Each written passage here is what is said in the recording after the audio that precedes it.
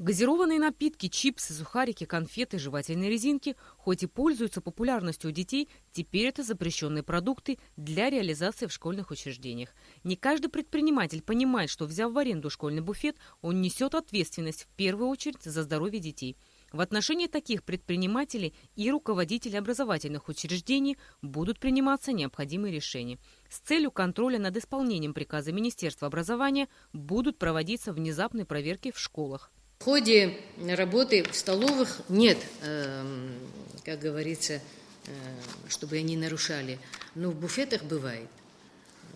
Бывает, там они эти шипучие могут иногда завести конфеты, изделия кондитерские, которые запрещаются и так далее. Вот гамбургеры, сосиска в тесте, еще булочки с котлетами и так далее, они должны производиться и реализовываться в течение 3 часов. Перечень продуктов, которые не разрешаются реализовывать в дошкольных и школьных учреждениях, мы вместе с договором этот документ передаем заведующим столовым, и они должны работать по этим нормативным документам.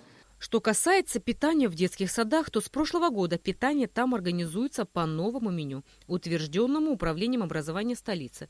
Проверка показала, что в разных дошкольных учреждениях кормили по-разному. Где-то на указанную сумму, а в некоторых случаях на меньшую или большую.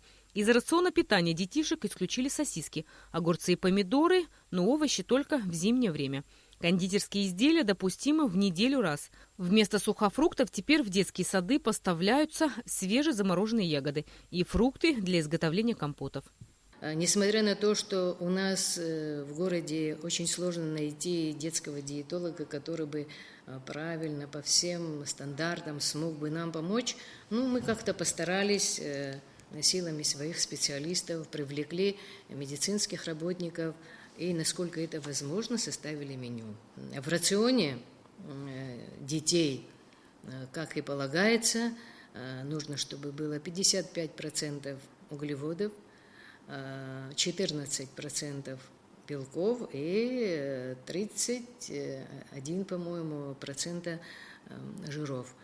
В столице на сегодняшний день 15 школ и 13 детских садов. Министерством здравоохранения утвержден перечень продуктов, которые допустимы в общеобразовательных и дошкольных учреждениях. Нововведения нужны, чтобы контролировать, чем кормят наших детей. Существует перечень документов, которые допустимы, и существует перечень документов, которые недопустимы. Это контролируется в школах, контролируется в отделах образования, для того, чтобы дети правильно питались. Регулярный контроль за питанием в дошкольных и школьных учреждениях возложен на районный отдел образования и Управление образования столицы. Рената Шакай, Беслан Джинджоли, Абхазское телевидение.